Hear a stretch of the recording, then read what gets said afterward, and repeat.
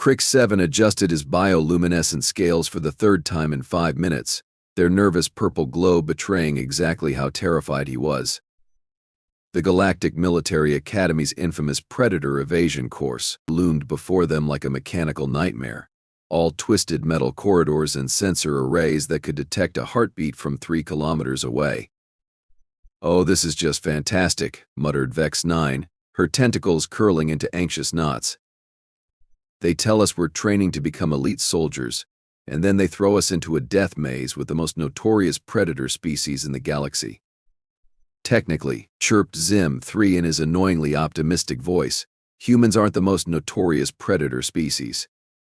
That honor belongs to the Vashta Narada from the Shadow Dimensions." "Oh well, that makes me feel so much better," Vex 9 replied, her sarcasm practically dripping from every syllable.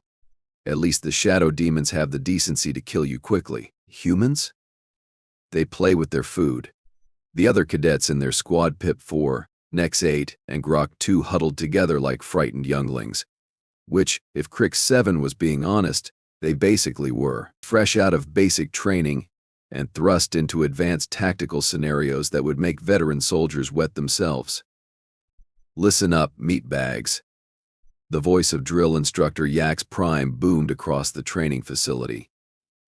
The massive Ergonian stood 3 meters tall, his 4 arms crossed in a display of barely contained aggression. "Today you face your first real predator scenario. No simulations, no safety protocols, no participation trophies." Crick 7 felt his stomach drop approximately 17 floors. "Your target," Yax-Prime continued, "is a human. Species designation, Homo sapiens. Homeworld Terra. Threat level, Omega-class predator. The human has been given a 30-minute head start in the facility. Your mission is simple. Survive for 2 hours without being tagged by the predator." "Tagged?" squeaked Pip 4. "You mean we don't have to fight it?" Yax-Prime's laugh sounded like rocks being crushed in a hydraulic press. "Fight it? Oh, sweet summer child. The human is equipped with paintball markers. 1 hit, and you're dead. But here's the fun part, the human gets actual combat stims. So while you're trying not to have a panic attack, they're experiencing enhanced reflexes, improved vision, and the kind of predatory focus that made their species the apex hunters of their homeworld. This is insane," Vex 9 whispered to Crick 7. "They're basically unleashing a drugged-up killing machine on a bunch of academy students." "Oh, it gets better," Yax-Prime announced, clearly enjoying their terror. "The human has been briefed on all your species' biological weaknesses, preferred hiding spots, and movement patterns. They've had 3 weeks to study your files. You get a 5-minute briefing on human anatomy, and exactly 1 piece of advice. Good luck." Crick 7 was beginning to seriously question his life choices. Growing up on the peaceful mining colonies of Kepler 442 billion, he'd dreamed of adventure among the stars. This felt less like adventure and more like elaborate suicide. "Your human today is Specialist Marcus Kane," Yax-Prime continued. 2 tours in the Outer Rim conflicts, 3 commendations for tactical excellence, and a personal record of 0 mission failures. He volunteered for this exercise because, and I quote, "it sounded fun." "Fun," Grok 2 repeated in his deep, rumbling voice. "The human thinks hunting us will be fun." "Oh, they're definitely going to kill us," Nex 8 said matter-of-factly. "Not literally, of course. But our dignity? Our confidence? Our will to live? Dead, dead, and extremely dead." The facility doors hissed open, revealing a labyrinth of corridors, ventilation shafts, and hiding spots that suddenly seemed woefully inadequate. Crick 7 could practically smell the human's presence, a mixture of determination, adrenaline, and something else. Something primal and terrifying. "Cadets, enter the facility," Yax-Prime commanded. "Timer starts in 60 seconds. They shuffled forward like condemned prisoners. Crick 7 found himself grouped with Vex 9 and Pip 4, their strategy meeting consisting entirely of panicked whispers and increasingly desperate suggestions. "We could hide in the ventilation system," Pip 4 suggested hopefully. "Humans are excellent climbers, Vex 9 pointed out. Plus they have this thing called patience. They'll just wait us out. What about the cargo bay? Crick 7 offered. Lots of places to hide, and lots of open space for them to hunt us down systematically. Vex 9 replied. Face it, we're doomed. Timer active. Yax-Prime's voice echoed through the facility. Human released in 3, 2, 1. The silence that followed was somehow more terrifying than any alarm. Crick 7 imagined Marcus Kane prowling through the corridors, his enhanced senses already picking up their trails, his predatory instincts cataloging every potential hiding spot. Okay, new plan. Vex 9 whispered as they crept through the main corridor. We stick together, watch each other's backs, and try not to die horribly. Solid strategy. Crick 7 agreed, though privately he thought their chances were somewhere between slim and non-existent. They'd made it approximately 30 meters when the lights went out. Oh, that's not ominous at all, Pip 4 whimpered. Emergency lighting flickered on, casting everything in a hellish red glow. Crick 7's natural night vision kicked in, but somehow that made everything worse. Every shadow could hide a human predator. Every sound could be footsteps approaching. Did anyone else hear that? Vex 9 asked, her tentacles twitching. Hear what? Crick 7 strained his auditory organs. Exactly, she replied. It's too quiet. Where are the other cadets? As if in response to her question, a terrified scream echoed from somewhere deeper in the facility, followed by Pip 4's mournful voice. There goes Zim 3. How can you tell? Crick 7 asked. The scream had that particular pitch of existential dread mixed with wounded optimism. Definitely Zim 3. They pressed on, trying to ignore the fact that their numbers were apparently already being reduced. The facility seemed to shift around them, familiar corridors becoming alien and threatening. Every corner could hide death in the form of a paint-soaked projectile. Wait, Vex 9 suddenly stopped. Do you smell that? Crick 7 inhaled deeply. There was something different in the air, a scent he couldn't quite identify. Clean, somehow. Natural. It smells like growing things, Pip 4 said uncertainly.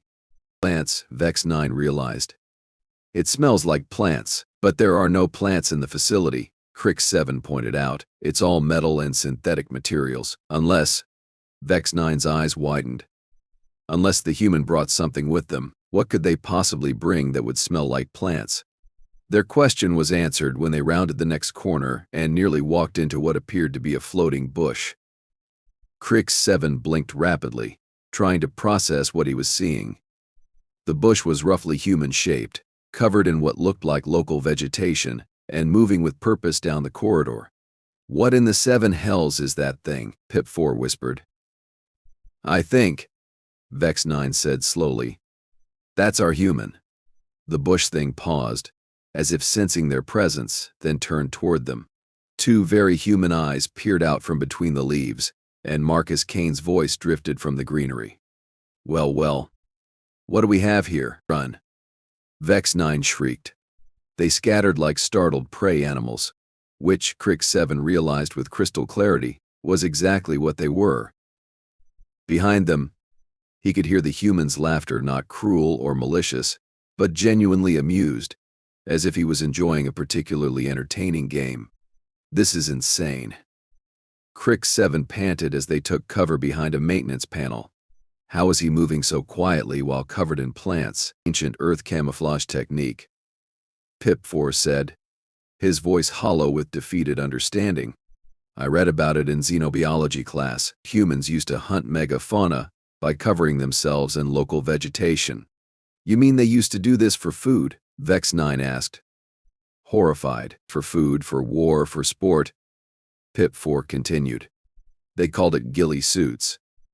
The human isn't just hiding from our technology, he's hiding from our eyes, our noses, our every sense. So, we're being hunted by a mobile plant monster, Crick 7 summarized. Fantastic. The good news, Pip 4 said with forced optimism, is that we now understand his strategy, and the bad news? Understanding it doesn't help us at all. Another scream echoed through the facility, this one distinctly Grok 2's deep bass tones rising to a soprano shriek of terror. "They're picking us off one by one," Vex 9 observed. "Classic predator behavior." "Wait," Crick 7 said suddenly. "If he's using camouflage to blend in with the environment, what if we change the environment?" "What do you mean?" "Bean, the facility has variable lighting controls. If we can get to the maintenance center, we could flood the corridors with different spectrum lights. Maybe we can make his camouflage less effective." "That's actually not a terrible idea," Vex 9 said, sounding surprised. "The maintenance center is 3 levels down, though, and we'd have to get past the human to reach it. Or," Pip 4 added thoughtfully, "we could create a distraction, something to draw him away from the main route." "What kind of distraction?" "Well, humans have enhanced senses during combat stims, right? What if we overwhelm those senses?" Crick 7 was beginning to see the plan. "The chemical storage bay. We could trigger an emergency ventilation cycle, flood the area with different scents. It might work." Vex 9 agreed. "But someone would have to volunteer to be the distraction." They looked at each other, each hoping someone else would volunteer for what was essentially a suicide mission. "I'll do it," Pip 4 said finally. "I'm the fastest runner, and my species has natural chemical resistance." "Are you sure?" Crick 7 asked. "Because honestly, this plan has about a 12% chance of success. Better than our current 0% chance," Pip 4 replied. "Besides, if I get tagged, at least I'll have died doing something clever instead of just cowering in a corner." "That's actually inspirational," Vex 9 said, in a deeply depressing way. They spent the next few minutes planning their desperate gambit. Pip 4 would create a distraction in the eastern corridor, drawing the human away from the maintenance center. Crick 7 and Vex 9 would use the opportunity to reach the controls and flood the facility with different spectrum lighting. "Remember," Vex 9 said as they prepared to separate, "humans are pursuit predators. They're designed to chase running prey, so whatever you do, don't run in a straight line," noted, Pip 4 replied. "Anything else?" "Yes," Crick 7 added. "Try not to die." "I'll do my best." They parted ways, each heading toward their respective objectives. Crick 7 found himself alone with Vex 9, creeping through corridors that seemed to grow more menacing with each step. "Do you think we're going to make it?" Vex 9 asked softly. "Honestly? I have no idea," Crick 7 replied. "But I'd rather go down fighting than hiding in a corner waiting to be tagged." "When did we become brave?" she wondered aloud. "About 5 minutes ago, when we ran out of other options." They reached the maintenance level just as Pip 4's distraction began. The sound of chemical alarms echoed through the facility, accompanied by what sounded like a very angry human shouting something about clever little aliens. "He's definitely distracted," Vex 9 observed as they approached the lighting controls. "Now we just have to hope this works." Crick 7 began adjusting the spectrum settings, flooding the facility with alternating bands of ultraviolet, infrared, and visible light. The effect was immediate and disorienting even to them. "Think it'll work?" Vex 9 asked. "We're about to find out," Crick 7 replied, just as the facility's communication system crackled to life. "Well played, Cadets," Marcus Kane's voice echoed through the speakers. "I have to admit, that was actually clever. You managed to turn my enhanced senses against me." "Is he complimenting us?" Vex 9 asked, confused. But the human continued, and Crick 7 could hear the smile in his voice. "You forgot one thing about human hunters." "What's that?" Crick 7 called out. Despite himself, "We adapt." The lights went out completely, plunging the facility into absolute darkness. In the silence that followed, Crick 7 could hear something that made his blood freeze, the sound of Marcus Kane discarding his plant camouflage. "Oh," Vex 9 whispered. "We're about to die, aren't we?" "Probably," Crick 7 agreed. "But hey, at least we went out swinging." The hunt was about to begin again, and this time the human was done playing games. The darkness was absolute. Not the comfortable dimness of their homeworlds, but a suffocating blackness that seemed to press against their eyeballs like a physical weight. Crick 7 had always prided himself on his excellent night vision, but this was beyond anything his species had evolved to handle. "Can you see anything?" Vex 9's voice was barely a whisper beside him. "Nothing," Crick 7 replied, his bioluminescent scales automatically dimming to their lowest setting. "It's like staring into the void between stars." "Perfect," she muttered. "We've gone from being hunted by a mobile bush to being hunted by an invisible ghost." The facility's ventilation system hummed around them, but underneath that mechanical drone, Crick 7 could swear he heard something else. Breathing. Steady, controlled, predatory breathing that seemed to come from everywhere and nowhere at once. "Attention remaining cadets." Marcus Kane's voice drifted through the darkness, calm and almost conversational. "I want you to know that your little light show trick was genuinely impressive. In my experience, most academy students just run around screaming until they get tagged. Is he giving us a performance review?" Vex 9 asked incredulously. "You forced me to abandon my camouflage," the human continued, "which means you've escalated this from a simple predator-prey exercise to what my people call serious business. Congratulations. You've managed to make this interesting." "I don't like the sound of that," Crick 7 whispered. "You see," Marcus Kane's voice moved through the facility like a ghost. "Humans didn't become apex predators because we were the strongest or the fastest. We became apex predators because we never, ever give up. We adapt. We learn. We evolve our tactics mid-hunt." A soft thud echoed from somewhere in the darkness, followed by Nex 8's distinctive whimper of defeat. "And now there were 4, the human announced cheerfully. "4? Vex 9 counted on her tentacles, "but that means Pip 4 is still alive." "For now," Crick 7 said grimly.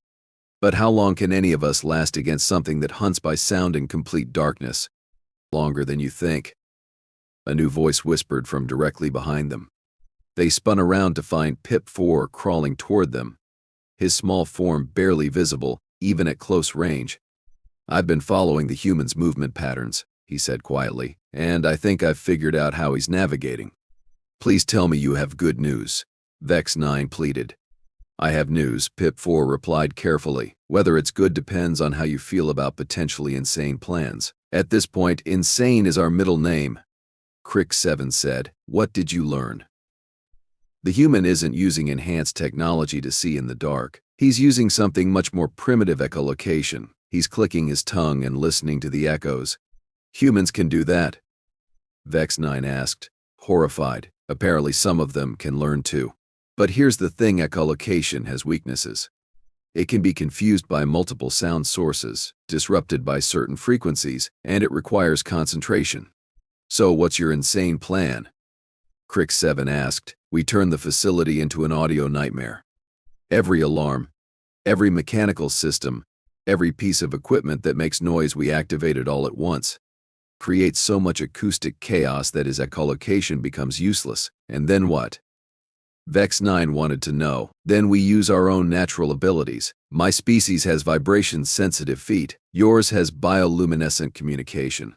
Crick 7's people have electromagnetic sensing. We coordinate using our strengths while his are neutralized. It's crazy enough that it might actually work," Crick 7 admitted. "But we'd need to split up to activate different systems." "I know," Pip 4 said solemnly. "And statistically, not all of us are going to make it." "Well," Vex 9 said with forced lightness, "at least we'll go down fighting instead of cowering." "Exactly. Now, here's what we need to do." They spent precious minutes planning their coordinated assault on the facility's systems. Pip 4 would head to the fire safety controls. Vex 9 would target the environmental systems, and Crick 7 would activate the emergency broadcast network. "Remember," Pip 4 whispered as they prepared to separate, "timing is everything. We all activate our systems simultaneously, then converge on the central hub. If we can disorient him long enough, we might actually survive this. And if we can't?" Crick 7 asked. "Then we make sure he remembers this training exercise for the rest of his career." They split up, each heading toward their assigned targets. Crick 7 crawled through the darkness, using his electromagnetic sensing to navigate around the facility's power conduits. Behind him, He could hear the human moving with disturbing confidence, as if the absolute darkness was just another minor inconvenience. You know, Marcus Kane's voice drifted through the facility. I'm actually impressed. Most alien species would have given up by now, accepted their fate, maybe started crying for their mothers. Is he trying to psyche us out? Vex 9's voice came through their improvised communication system. Probably, Crick 7 replied. Humans are notorious for psychological warfare. But you three, the human continued, you're showing real tactical thinking, real adaptability. In a few years, you might actually make decent soldiers, if we survive the next few minutes. Pip 4 added quietly. Crick 7 reached the emergency broadcast controls, just as he heard the distinctive sound of Marcus Kane's echolocation, a soft clicking that seemed to map the entire facility. The human was getting closer, tracking them with terrifying precision. Positions.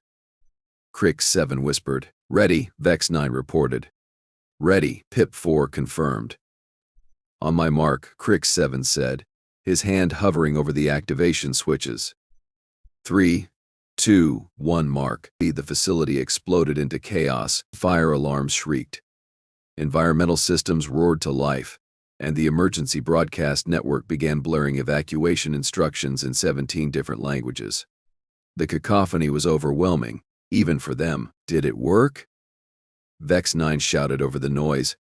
Her answer came in the form of a very human curse word, followed by the sound of someone stumbling into a wall. It worked.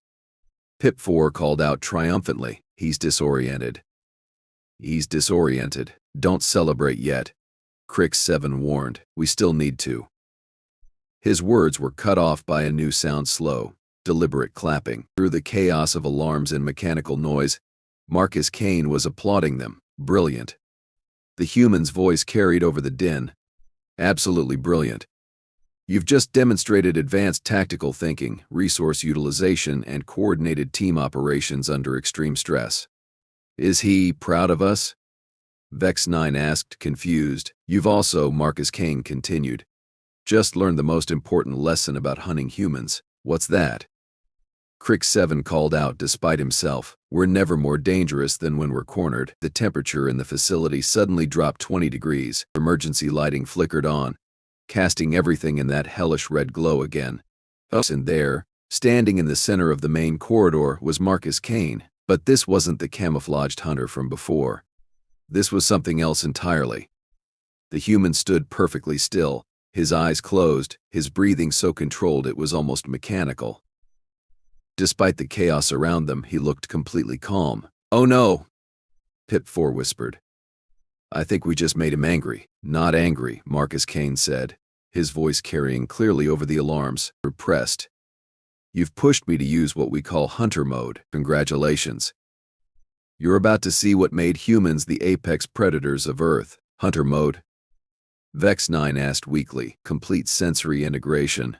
The human explained, his eyes still closed. I'm not using sight, or sound, or smell individually. I'm using everything at once. Your heartbeats, your breathing patterns, the electromagnetic signatures of your nervous systems, the heat differential of your body temperatures, the vibrations of your movement through the floor. That's impossible, Crick 7 protested. No biological system can process that much information simultaneously. Marcus Kane's eyes opened, and for a moment Crick 7 saw something that made his blood freeze. The human's pupils were dilated, his expression completely focused, and there was something almost alien in his gaze. You're right, Marcus Kane said quietly. It is impossible. For most species. What happened next would haunt Crick 7's nightmares for years to come. The human moved like liquid death, covering impossible distances in heartbeats, his paint markers finding their targets with surgical precision. There was no waste motion, no hesitation, no mercy. Pip 4 was tagged while trying to reach cover behind a maintenance panel. Vex 9 lasted 3 seconds longer, her tentacles flailing uselessly as she tried to dodge something that moved faster than her reflexes could track. And then it was just Crick 7, alone in the red-lit darkness, facing down a human in full predator mode. You know what the funny thing is? Marcus Kane said conversationally. stalking toward him with terrifying patience. You three actually exceeded my expectations. That sound distraction gambit? I'm going to recommend it be added to the advanced tactics curriculum. Really? Crick 7 asked, surprised despite his terror. Really? You demonstrated creativity, adaptability, and genuine tactical thinking. In a real combat situation, you might have actually won. But this isn't a real combat situation, Crick 7 said, accepting his fate. No, Marcus Kane agreed, raising his paint marker. This is just training. And the most important lesson of training is learning when you're outmatched. The paint round hit Crick 7's center mass, covering his bioluminescent scales in bright orange paint. He was officially dead. Exercise complete. Drill Instructor Yax-Prime's voice boomed through the facility. All cadets report to debriefing. The emergency lighting switched to normal illumination, and the chaos of alarms fell silent. Marcus Kane helped Crick 7 to his feet, his terrifying predator persona evaporating like morning mist. You did good, kid, the human said with a genuine smile. All of you did. Most academy groups last maybe 20 minutes before they're all tagged. You lasted an hour and 47 minutes. But we all got tagged in the end, Vex 9 pointed out, joining them along with the other paint-splattered cadets. Yes, Marcus Kane agreed. But you made me work for it. You adapted, you learned. You forced me to escalate my tactics. That's what real soldiers do. So we passed? Pip 4 asked hopefully. Kid, you didn't just pass. You impressed a human predator. That's going on your permanent record. Later in the debriefing room, Drill Instructor Yax-Prime looked almost proud as he addressed the exhausted cadets. What you experienced today, he said, was a masterclass in predator behavior. You learned that humans don't just hunt with their bodies, they hunt with their minds. They adapt, they learn. They never give up. More importantly, Marcus Kane added, you learned that being prey doesn't mean being helpless. You fought back. You used your intelligence, your unique abilities, and your teamwork to level the playing field, even though we lost. Nex 8 asked, especially because you lost. The human replied, defeat teaches you more than victory ever could. You now understand what you're up against in the galaxy, and more importantly, you understand what you're capable of when you're pushed to your limits. So, what happens now? Crick 7 asked. Now, Yax-Prime said with something that might have been a smile, you get to do it again next week. But this time, you'll be hunting the human. The collective groan from the cadets was audible from 3 floors away. Don't worry, Marcus Kane said cheerfully. I'll make sure to wear my ghillie suit again. After all, it would be unsporting to make it too easy for you. I'm starting to think, Vex 9 muttered to Crick 7, that we chose the wrong career path. Maybe, Crick 7 replied, watching Marcus Kane demonstrate proper camouflage techniques to an interested group of cadets. But I have to admit, it's definitely not boring. And who knows? Pip 4 added optimistically. Maybe next time we'll actually manage to tag him. Sure, Vex 9 said with her trademark sarcasm. And maybe the laws of physics will suddenly stop working in his favor. Hey, Crick 7 said, surprising himself with his own determination. He's just a human. He's not invincible. Famous last words, Vex 9 replied. But despite her sarcasm, Crick 7 noticed she was already taking notes on human hunting tactics. They'd lost this round, but they were already planning for the next one. After all, as Marcus Kane had said, the most important lesson about hunting humans was that they never gave up. Well, 2 could play at that game.